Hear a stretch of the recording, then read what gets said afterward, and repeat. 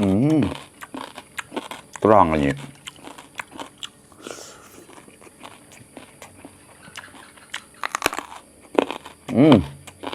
คอ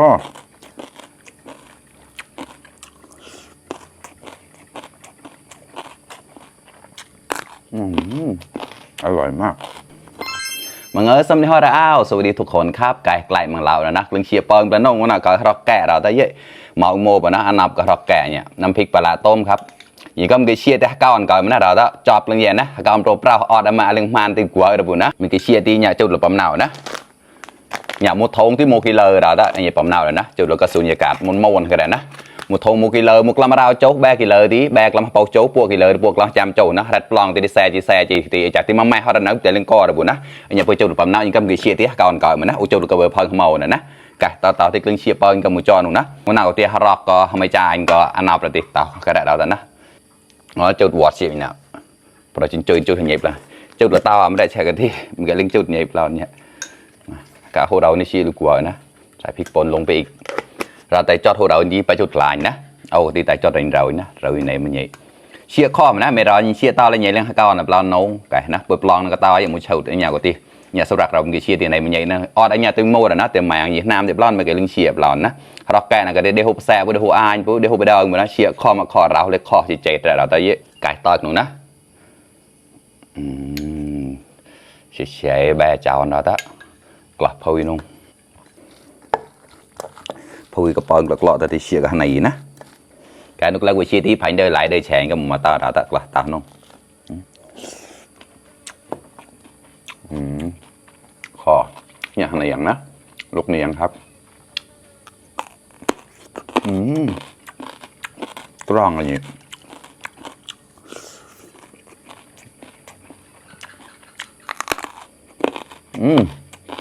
คอ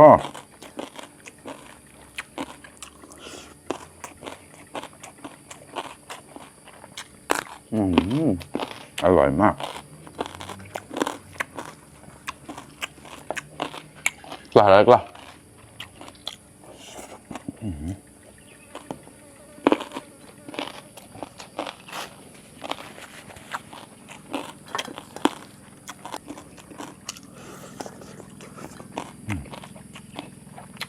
quanไปกบสิบาลินต่างquanเรากบสิบามันลอยเนี่ย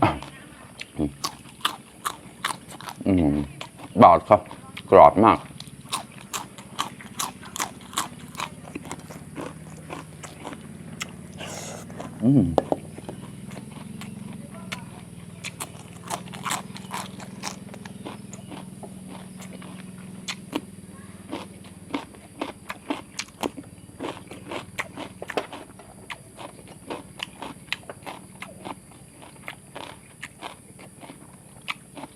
น้ำจุ่มหอกแล้วนะผักชูรส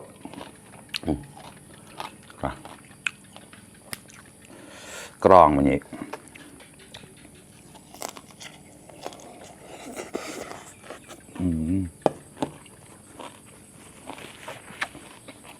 ก็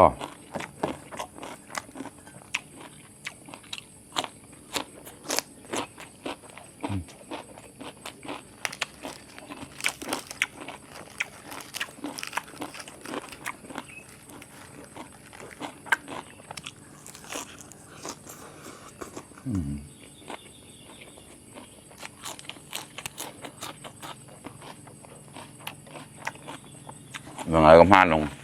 ถูกลงเคลปแล้วฮะเชือกนะเนี่ยมันก็คงขนาดนี้เส้นมันต่อนะแล้วต่อที่เชือกเราทำไปรอกับใจเราละ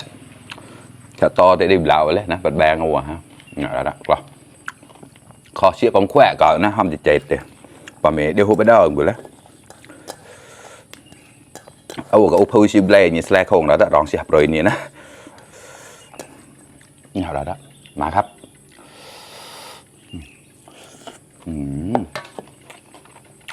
โด่งบาดครับ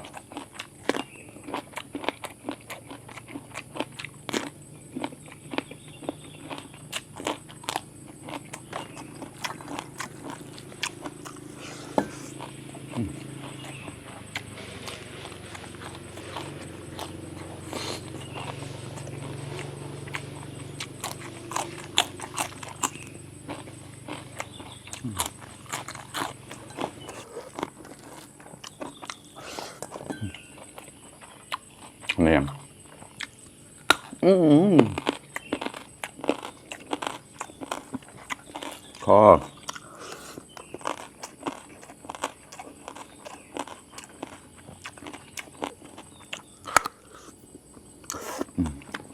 จะแปะแบะเรียกมากินโลอย่างเราละ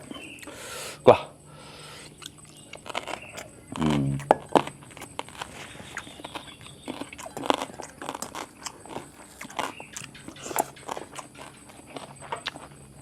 เชื่อมานับกูเชื่อไม่จ่ายให้แน่ไม่จ่ายไม่ไต่ให้เต็มก็โจรซาสอนนะใส่หอมแดงด้วยครับไข่เจียวอร่อยนะ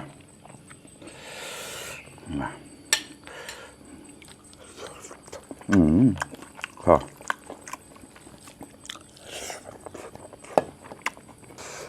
เจอเนียงไม่เด็กละ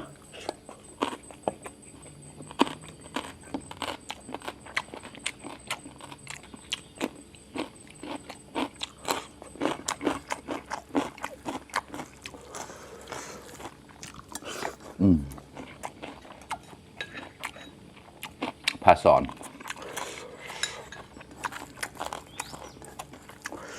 นี่ก็มีเชื่อที่แชร์ของพ่อกันก่อนหมดนะมันก็ได้อินบ็อกซ์เลยก่อนนะแท็กใน Messenger ก่อน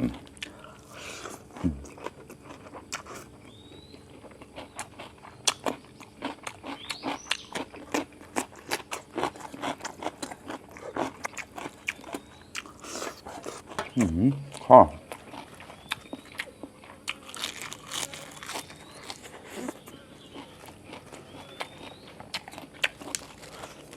แล้วปัดแรกอาราจูกี่เลยกัน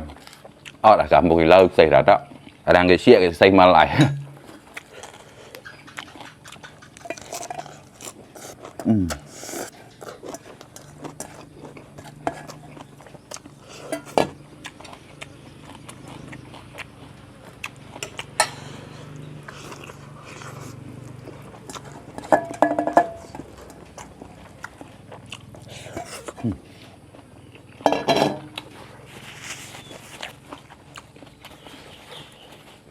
ไก่เราต้องพอมาไก่ไปนะอิ่มไปอีกหนึ่งมื้อแล้วครับไก่ปอมหอมปลาเร็มกับแล้วเราได้เยอะ